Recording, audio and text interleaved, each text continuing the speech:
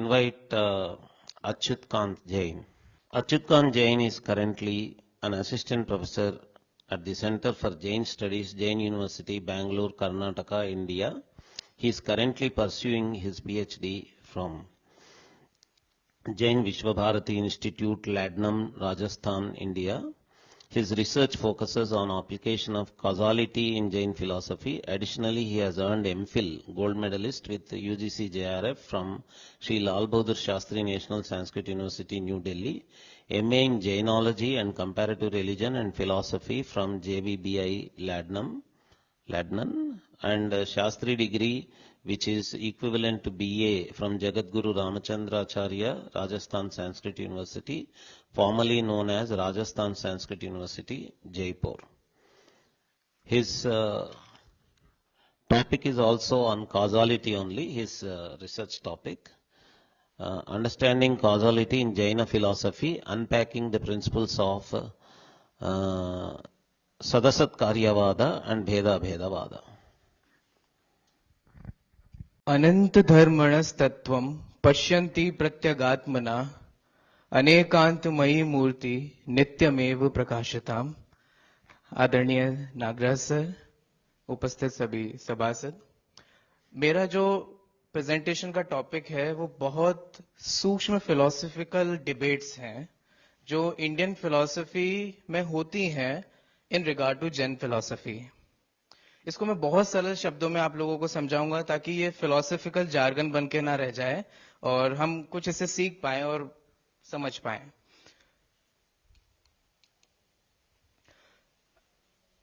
Jain causality का मतलब होता है कारण कार्य। जब हम कॉजालिटी की बात करते हैं तो उसमें कॉज और इफेक्ट इन दोनों की चर्चा की जाती है, और जब हम इंडियन फिलोसफी के कॉन्टेक्स्ट में इसकी बात करते हैं तो फिर कई प्रश्न हैं जो खड़े होते हैं। जैसे चर्चा होती है कि कारण किसे कहते हैं, कार्य किसे कहते हैं, कारण और कार्य के बीच में क्या रिलेशन है।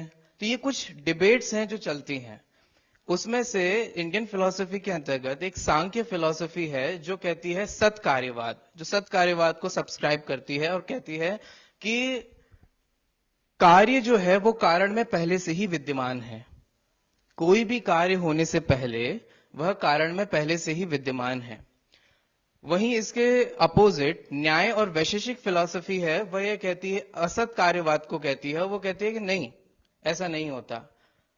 कारण अलग है, कार्य अलग है, कार्य बाद में प्रकट होता है, वो पहले से ही कारण में विद्यमान नहीं होता। ठीक है, अगर मैं आपको बहुत सिंपल एग्जांपल से समझाऊं तो घड़ा और कुम्हार अथवा मिट्टी। अब ये यहां चर्चा चल रही है कि मिट्टी में घड़ा है कि नहीं है। सांख्य फिलॉसफी कह रही है कि मिट्टी में घड़ा है, वो सत्कार्यवाद को कहती है। न्याय और वैशेषिक फिलॉसफी कह रही है कि नहीं नहीं, वो घड़ा नहीं है, घड़ा बाद में आया है। ठीक है, ये है फिलॉसफिकल कॉन्टेक्स्ट। वहीं जैन फिलॉसफी जो है वो सत असत कार्यवाद को सब्सक्राइब करती है और वह अपने सिद्धांत को बतलाती है। गलती इंडियन फिलॉसफी को पढ़ते वक्त कई विद्वानों से यह हुई है कि वे एक तरफ सत्कार्यवाद को बताते हैं, असत कार्यवाद को बताते हैं, और फिर जब जैन दर्शन के सत असत कार्यवाद की बात आती है तो उनको लगता है कि ये तो बस दोनों का मिला दिया है। सांख्य को भी बुला लिया, न्याय वैशेषिक को भी बुला लिया और कह दिया कि तुम भी सही, अनेकांतवाद। और ये देखिए अनेकांतवाद प्रूव हो गया। इवन एक बहुत बड़े स्कॉलर्स हुए हैं, अगर आप जानते हो, उन्होंने इंडियन फिलोसफीज के इंसाइक्लोपीडियाज लिखे हैं। कार्ल एच पॉटर करके बहुत बड़े विद्वान हुए हैं। इन्होंने अपने pre supposition of Indian philosophy में उस तरीके के कुछ प्रश्न खड़े किए और सत असत कार्यवाद के संदर्भ में। तो मैंने आपको स्टैब्लिश किया है कि हम क्या चर्चा करने वाले हैं। मेरा पेपर ये सजेस्ट करता है, मैं ये आज बतलाने वाला हूं कि जैन दर्शन जो सत असत कार्यवाद कहता है वो सिर्फ सत असत कार्यवाद ही नहीं कहता, ऐसे वो कई सारे भंग उपस्थित करता है, जैसे भेदा भेदवाद, भाव अभाववाद, क्रम भाव, सहभाव, इस तरीके के बहुत सारे भेद हैं जो उसके ऑन्टोलॉजिकल एपिस्टेमोलॉजिकल बेस के आधार से कहे गए हैं। अब मैं यहां पर सबसे पहले यह बतलाने वाला हूं कि अनेकांत और स्यादवाद कैसे हमारे जैन सिद्धांत के मूल हैं। अनेकांतवाद पे बहुत चर्चा हो रही है। संक्षेप में मैं आपसे कहूं, अनेकांतवाद, अनेकांत जो शब्द है वो दो शब्दों से मिलकर के बना है, अनेक और अंत। अनेक का मतलब होता है ना एका इति अनेका, जो एक नहीं है वो अनेक है। जो एक नहीं है वो मिनिमम दो हो सकता है, जो एक नहीं है वो मैक्सिमम अनंत हो सकता है। अंत का अर्थ होता है धर्म। जैन दर्शन ये कहता है कि एक वस्तु में दो विरोधी प्रतीत होने वाले धर्म हैं और ऐसे अनंत धर्म एक वस्तु में हैं। फॉर एग्जाम्पल, नित्य, अनित्य, सत, असत, सामान्य, विशेष, भिन्न, अभिन्न, इस तरीके के अनंत परस्पर विरोधी प्रतीत होने वाले धर्म एक वस्तु में रहते हैं। यह है अनेकांतवाद। स्यादवाद क्या है? यूजुअली ये मिसकंसेप्शन होता है कि हम स्यादवाद को अनेकांतवाद समझ लेते हैं। स्यादवाद क्या है? स्यादवाद है उस वस्तु स्वरूप के को कथन करने की शैली। स्याद माने कथनचित, किसी अपेक्षा, किसी प्रकार, विद सम रिस्पेक्ट। वाद मतलब होता है कथन। जब कोई भी स्टेटमेंट आप किसी अपेक्षा से कहते हो तो वह कहलाता है स्यादवाद, वो अनेकांतवाद नहीं कहलाता है, वो स्यादवाद। इन शॉर्ट, अनेकांत वस्तु का स्वरूप है, स्यादवाद उसके कथन करने की शैली है। ठीक है। जैन दर्शन में जब कारण कार्य की चर्चा चलती है तो ये बहुत सारे आपके सामने हैं जिसके कारण कार्य की चर्चा होती है, जैसे निमित्त उपादान के माध्यम से होती है, षट कारक के माध्यम से होती है, द्रव्य क्षेत्र काल भाव के माध्यम से होती है, उत्पाद व द्रव्य के माध्यम से होती है और समवाय के माध्यम से होती है। ये सब ओवरऑल मैं आपको एक ब्रीफ दे रहा हूं। अब हम बात करते हैं सत असत कार्यवाद, Anekanta approach towards Jain causality. Jain दर्शन ये कहता है कि आप कारण कार्य तब तक बना ही नहीं सकते जब तक आप अनेकांतवाद को नहीं मानेंगे। अनेकांतवाद के आधार पर ही आप कारण कार्य को घटित कर सकते हैं। इसके लिए वो तर्क देता है, उसकी ऑन्टोलॉजिकल बेस, उसका मेटाफिजिकल बेस और उसका जो एपिस्टेमोलॉजिकल बेस है वो। जैसे कि सबसे पहले हम रियलिटी के माध्यम से समझते हैं, जो कि ऑन्टोलॉजी का एक विषय है। कल प्रियदर्शना मैम ने इसको टच किया था और इसलिए मैं रिवाइज कर देता हूं। जैन दर्शन में प्रत्येक द्रव्य का जो लक्षण कहा गया है वो है सत। उमा स्वामी आचार्य कहते हैं सत द्रव्य लक्षणम। सत को जब डिफाइन किया जाता है तब कहा जाता है उत्पाद व्यय द्रव्य युक्तम सत। जो उत्पाद, व्यय और द्रव्य से सहित होता है उसको बोलते हैं सत।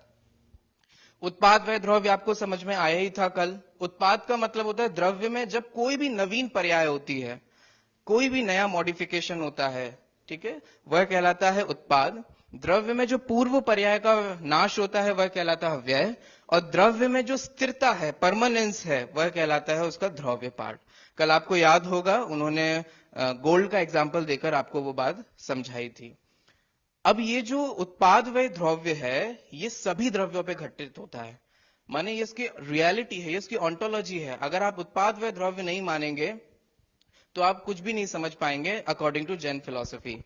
जैन फिलॉसफी कहता है कि अगर आप उत्पाद व्यय के माध्यम से देखेंगे तो उत्पाद व्यय के अनुसार वस्तु असत है, क्योंकि द्रव्य में नवीन पर्याय उत्पन्न हो रही है, पूर्व पर्याय का नाश हो रहा है। और अगर आप द्रव्य के पर्सपेक्टिव से देखोगे तो वस्तु सत है। अब ये सिर्फ कोई कंपाइलेशन नहीं कर दिया है, ये उसकी बेसिक ऑन्टोलॉजी है। जब हम उत्पाद व्यय के माध्यम से देखते हैं तो घड़ा मिट्टी में नहीं है, और जब हम द्रव्य के माध्यम से देखते हैं तो हम कहते हैं घड़ा मिट्टी में ही है, क्योंकि वो मिट्टी ही घड़े रूप परिणमित हुई है। ये कुछ फिलोसफिकल है जिसमें ये बात मैंने समझाने की कोशिश की है कि जैन दर्शन ना तो कूटस्थ नित्य को मानता है जैसे कि इंडियन फिलोसफीज में है, और ना ही जैन दर्शन जो है वो अनित्यता को मानता है जैसे बौद्ध मानते हैं। दूसरा जो मैंने इसका आधार लिया है वो है एपिस्टेमोलॉजी। जब हम नए की बात, जैसे नएवाद जो आता है वो स्यादवाद के अंतर्गत ही आता है। स्यादवाद के अंतर्गत ही सप्तभंग, नएवाद, ये सब आते हैं। उन नयों के अंतर्गत निश्चय व्यवहार भी हैं, उन नयों के अंतर्गत द्रव्यार्थिक और पर्यायार्थिक नए भी हैं, जिन्हें द्रव्यास्तिक और पर्यायास्तिक भी कहा जाता है। द्रव्यार्थिक नय आपको समझ में आ रहा होगा कि ये द्रव्य को फोकस करता है, और पर्यायार्थिक नय जो है ये पर्याय को फोकस करता है। द्रव्य में रहते हैं अनंत गुण, और उन अनंत गुणों का जो प्रति समय परिणमन होता है, जो चेंज हो रहा है, वह कहलाती है पर्याय। जब द्रव्यार्थिक और पर्यायार्थिक नय की दृष्टि से देखा जाता है, जैसे फॉर एग्जाम्पल आप जब उस घड़े को मिट्टी रूपी द्रव्य के माध्यम से देख रहे हो, आपका नय माने पर्सपेक्टिव, आपका जो पर्सपेक्टिव मिट्टी को ग्रहण कर रहा है, तब आप कहोगे कि वो सत्कार्यवाद है। जब आपका दृष्टिकोण घड़े को ग्रहण कर रहा है तब आप कहेंगे कि घड़ा उस पूर्व मिट्टी में नहीं था, इसलिए आप उसको असत कार्यवाद के रूप में कहेंगे।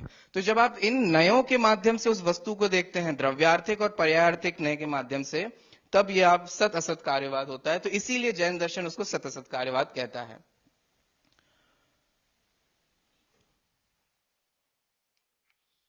एक बहुत अच्छी बात इसमें यह भी है जो मैं आप सभी लोगों का ध्यान भी दिलाना चाहूंगा अनेकांतवाद के संदर्भ में। जब जैन दर्शन अनेकांतवादी है, ये बहुत फेमस है, हालांकि अनेकांतवादी अपने आप में सही नहीं समझा गया है, उसके बावजूद भी समंतभद्र आचार्य देवागम स्तोत्र में एक बात कहते हैं कि अनेकांत्योपि अनेकांत, अनेकांत में भी अनेकांत होता है। जैन दर्शन सिर्फ अनेकांतवादी है, ये भी एक एकांत है।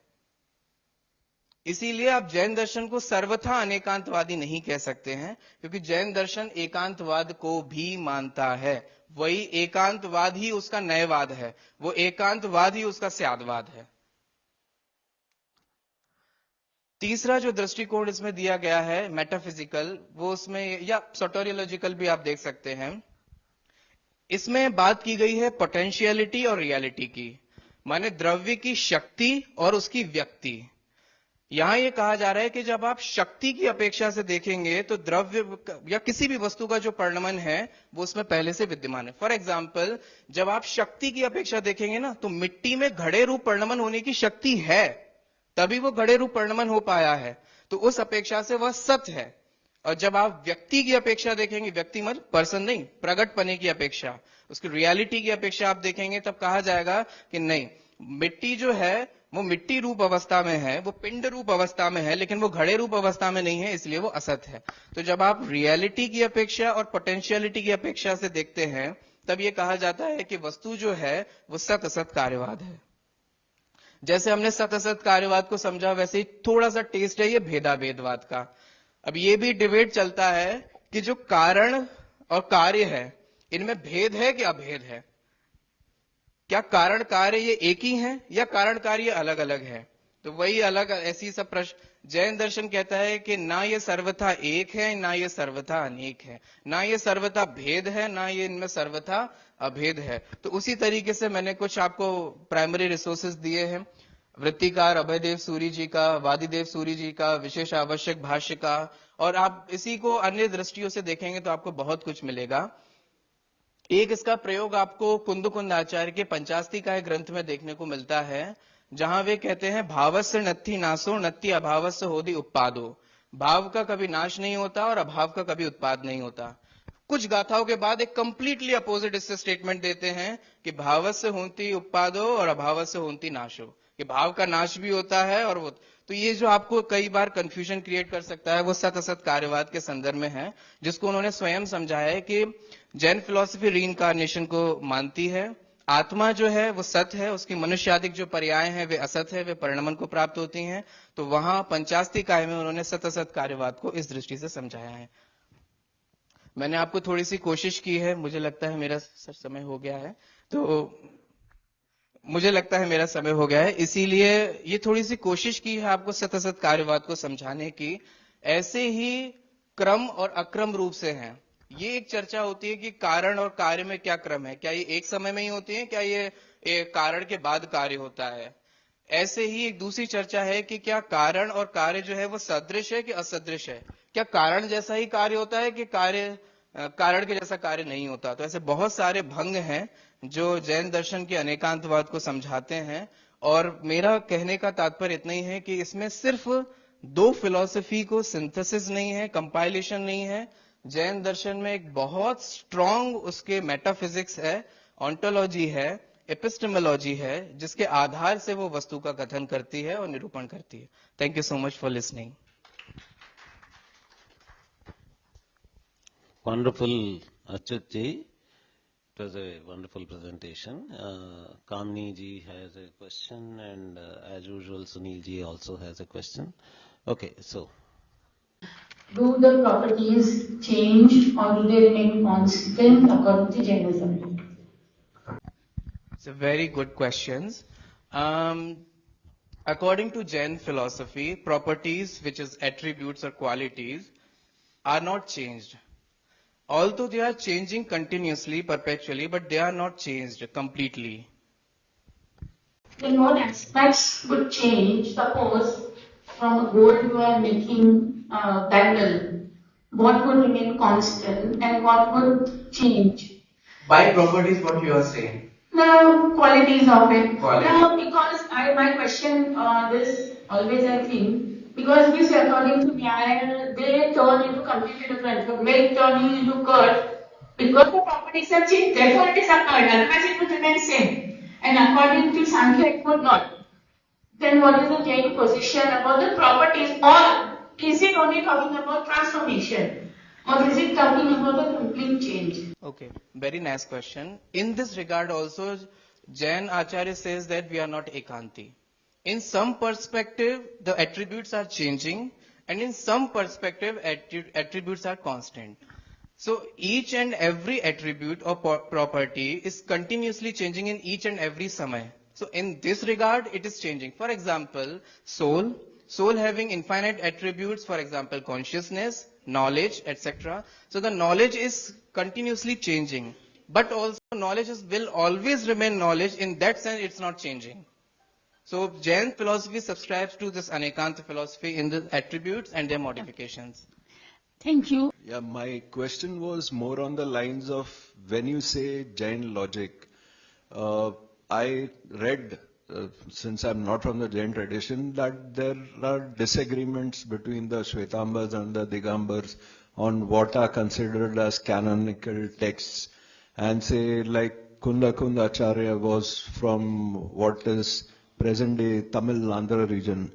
And he was a very prominent acharya, and throughout the Indian subcontinent, you have contribution.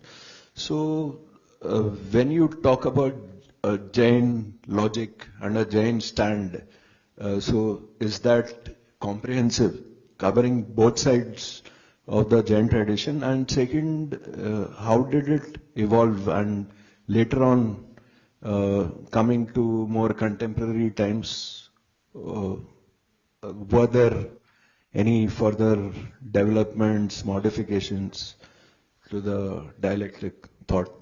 Very interesting question. Although Digambar and Shwetambar differentiate on many bases, even though there are certain categories and certain subjects that are similar in both lineage. For example, logic that we are talking about, I have read Pariksha Mukh Sutra, which is in a Digambar tradition by Manikinandi, and I have also read Praman Mimamsa. So I have gone through, and these are the prominent texts in Jain logics. And it is very interesting to see that there is almost a similarity in each and everything. So in regard of logic, there are no differences that I have seen yet. Maybe it may be possible there are differences, but I haven't seen any differences in Jain logic in Jain Acharyas. So when I try to, this is what I do actually. When I try to say something, for example, I have already taken Jain causality. If I am taking Jain word, then it's my duty to include Digambar and Shwetambar both text. I cannot include only one sect or one lineage and call it as a Jain. That's unfair. So that's why I include both perspectives of Digambar and Shwetambar. And very interestingly, there are no such differences in both lineage in this regard. As in, were there any modifications or further, जैसे टीका शास्त्र की भी परंपरा होती है, तो उससे और विचार मंथन होता है, तो सभी जगह टीकाकरण कमेंट्रीज को मतलब इसमें कुछ लेटर डेवलपमेंट्स हुई, मॉडिफिकेशंस हुई, बेसिक कॉन्सेप्ट्स पे और डिस्कस. ये तो एक कंटिन्यूस प्रोसेस है जो हर जगह हमें देखने को मिलती है. कमेंट्रीज में बहुत सारा भाव कहा जाता है. इवन एक ही टेक्स्ट की आप दो कमेंट्रीज को कंपेयर करेंगे तो उसमें अलग अलग दृष्टिकोण से आपको देखने को मिलता है. तो कोई भी एक सिद्धांत होता है या कोई भी एक कथन होता है वो फर्दर डेवलप किया जाता है and it's an on going process. लेकिन इसमें ये भी ध्यान ज्यादातर ध्यान रखा जाता है कि वो जो मूल में कहा गया है, जो प्राइमरी सोर्स है, उससे उसका अर्थ का अनर्थ ना होवे, इसका भी ध्यान रखा जाता है. Thank you so much. It's a nice presentation. I just want to have some comments from you. Just to clarify myself, you have said once that because I am not very depth in Hindi, so it's not too much conspicuous to me. If you clarify me, you have told one that anekanta is not anekanta, it's ekanta. Actually, in a way, I have also tried to explain over there. But what did you say? Could you please tell me in English About why anekanto is not anekanta? Okay, very interesting. I will recommend you to look at the Apta Mimamsa, which is Devagam Stotra by Samantabhadra Acharya, one of the prominent and earlier logicians in Jain tradition. Okay. In Devagam Stotra, he talks about many of things, and such things he come across with Anekant, where he says that Anekant, this is the mool text, Anekantyopi Anekantah, the mool chand, which says that Anekant itself is Anekant. Okay. If we believe that Jain philosophy only subscribes to the Anekantvad, then it is also a Ekant, one-sided view. Okay. So in Jain philosophy, there is a Ekant which is accepted, and there is also an Anekant which is not accepted. And Anekant also further categorized into a Samyak Ekant, Samyak Anekant and Mithya Anekant, right Anekant and wrong Anekant. I mean, there are some... along with this, Yeah. Ekant also further categorized into right Ekant and wrong Ekant. Okay. So this is very interesting, and you must go through the Devagam Stotra. Okay, I will contact with you later. And another thing that you have talked that synthesis is not always recommended, even there should be not be antithesis or something like that. So when I studied in Europe at the University of Heidelberg, some of my professors told me that they have some hesitation to recognize the Oriental philosophy, very well, especially Indian and Semitic philosophy. Although they sometimes accept Semitic philosophy, but they accept according to their way. So when we deal the text, it is actually that they say that when we deal the textuality, it actually posits us whether philosophy can be germinated in a proper way or not. So I ask you that when we address some text, how you will just differentiate this synthesis and antithesis or something like that? I will suggest you to read a very important paper of John E. Cott, which is entitled as Intellectual Ahimsa. Okay. So there is a very ongoing debate regarding to Anekantvad, which says that does Anekantvad apply in Ahimsa? So there's a very beautiful paper of John E. Cott, which talks about the intellectual ahimsa. What you are trying to say, Anekantvad is also sometimes referred to as intellectual ahimsa by Matilal. He have written a very prominent book, which is the central philosophy of Jainism, which Anekantvad. Anekantvad, central philosophy of Jainism. And so this is very ongoing debate regarding this Anekantvad. What was my take on this? I will suggest that before we interpret any principle of any tradition or any philosophy, we must go through the real and the primary sources which talks about it. Definitely.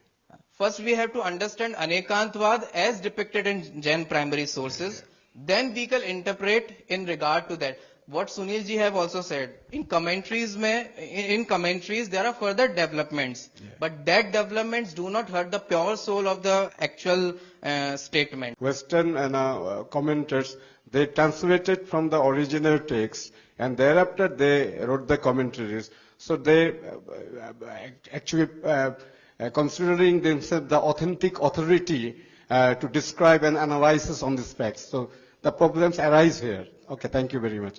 Good. Yeah, so I congratulate Achyut ji. Once again, please congratulate him. That was a wonderful presentation.